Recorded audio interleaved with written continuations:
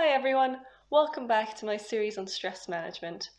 This is the second video in the series, so if you missed the first one, you can find it both linked on the screen now and in the description down below. In this video, I'm going to take you forward from having identified your red flags to how you can use those to identify the things that might be causing you stress and how to ultimately categorize those stressors, which will then lead into how you use different stress management techniques. And that's the bit that I'll talk about in future videos. So if you'd like to join me for the full series, then do hit the subscribe button down below and you'll get notified when I next put one up. But delving into today's topic, in identifying what causes you stress, it's important to first note that there's a difference between pressure and stress. So pressure has been shown to both motivate us and to really drive our performance, whereas pressure turns into stress when it's excessive, when there's no downtime from the pressure, when there's no breaks, and ultimately stress is when pressure starts to harm performance. Now, what causes stress and what causes pressure will be different for each of us. So I can't give you a long list of these are the stressors for small organization CEOs. It really depends on each of our own past experiences, our personality types, and even our perceptions of the world. So what might be a real stressor for me, for example, feeling like I might be letting down someone I care about, may be a positive pressure for you, and it might drive your performance. So what I would invite you to do is to do an exercise with me to identify what your personal stressors are. And a good way of doing this is to keep a journal of everything you do for a day. It doesn't have to be a special day, it could be tomorrow. If you're watching this morning, it could be today. But what you do is open a document or get a A4 piece of paper, depending on whether you're digital or analog, and on that create a table with the following column headings. So you go from left, time, to activity/red flag, and the third heading is impact.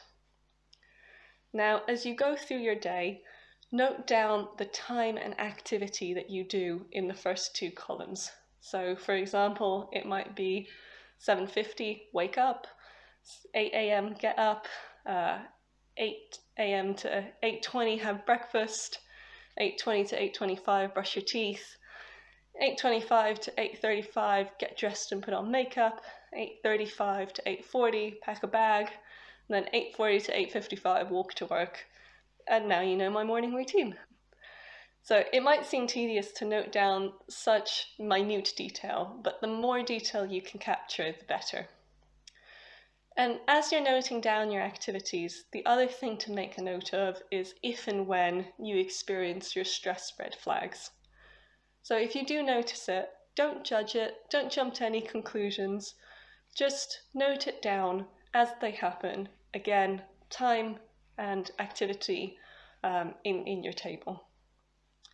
And at the end of the day, I would invite you to put aside 5 to 10 minutes where you won't be interrupted, and then look across all the activities, and under the third heading, impact, note down whether that activity either A, nourished you, so it filled you with energy, it motivated you, it made you feel positive, it B, depleted you, so it made you feel tired, it drained you, it made you feel small, or if C, it was a neutral activity, so it's one that didn't really have an impact on your emotional or mental well-being.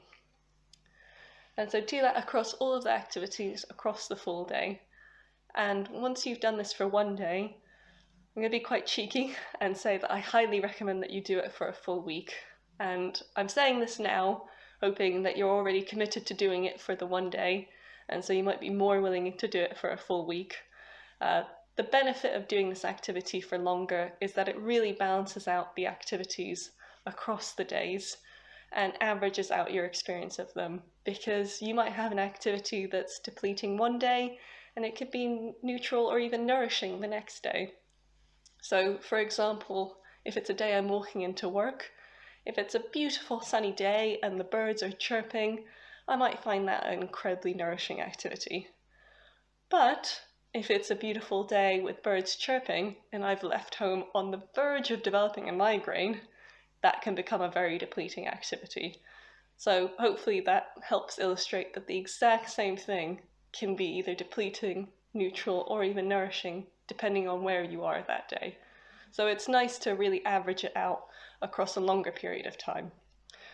But whether you do the activity for one day, 1 week, or even 1 month, once you've got that data in front of you, you can start to identify your stressors.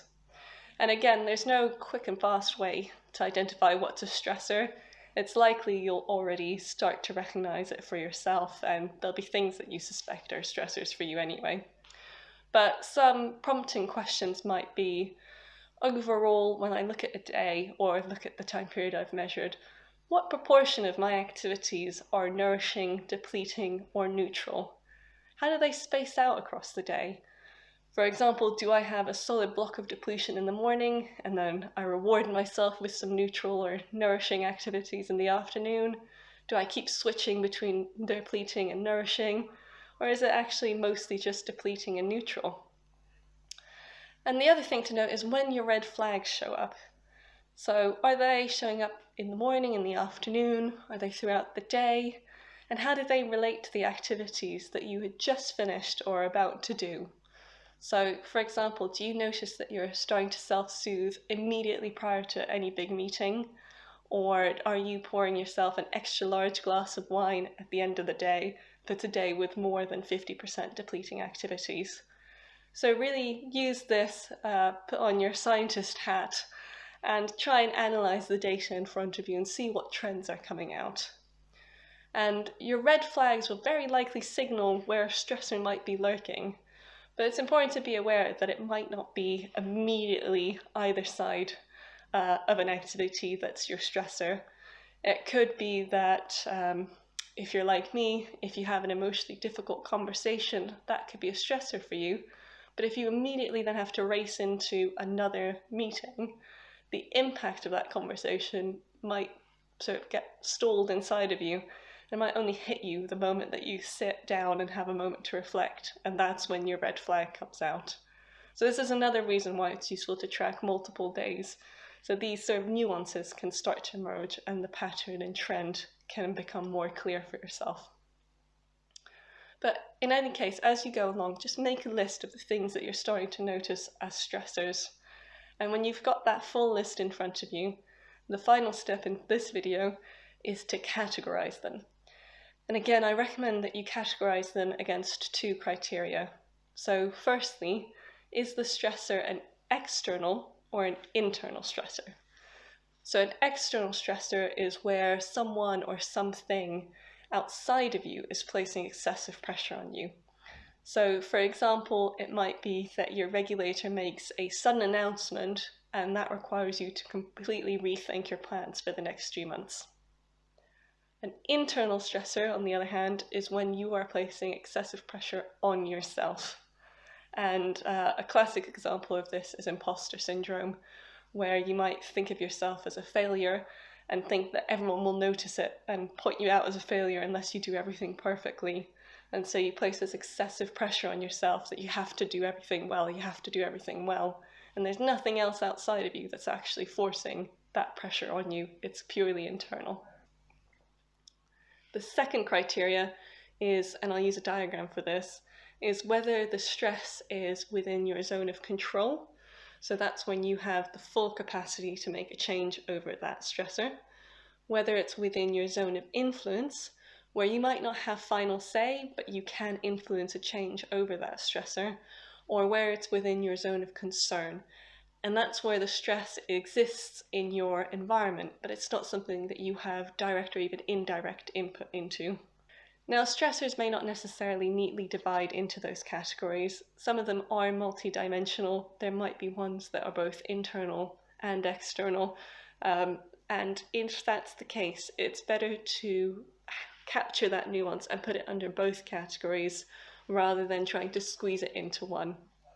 And the reason for these categories is how you categorize your stressors will then lead into how we can manage them and that's what I'm going to talk about in the next video of the series. So I hope you found that helpful and that you will try out this exercise after watching this video.